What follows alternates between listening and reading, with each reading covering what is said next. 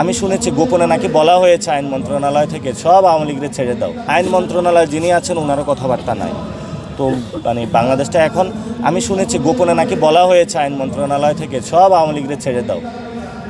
ছেড়ে দিয়ে একটু বিএনপির পিছনে আবার এই মানে ওই আওয়ামী লীগদেরকে ছেড়ে বিএনপির যে নেতাকর্মীরা এতদিন হলো নিপীড়িত হয়েছে তাদের সামনে উপস্থাপন করা দরকার এবং আওয়ামী লীগকে বলানো দরকার তোর পাউডার গুলি করছি আমি, আমাকে এখন হলো বিএনপি ছেড়ে দিয়েছে, কি করতে পারবি দেখ, এই পরিস্থিতি আরই।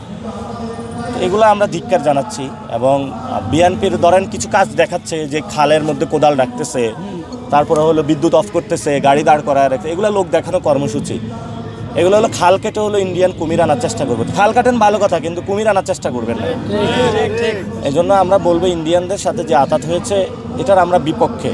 আমাকে একজন ফোন দিয়ে বলে ভাই বিএনপি করতাম এখন আর করবো না, এটা ইন্ডিয়ান প্যাটে চলে যাইতেছে, এটা আমরা জীবনও মানে কল্পনা করে দেখিনি।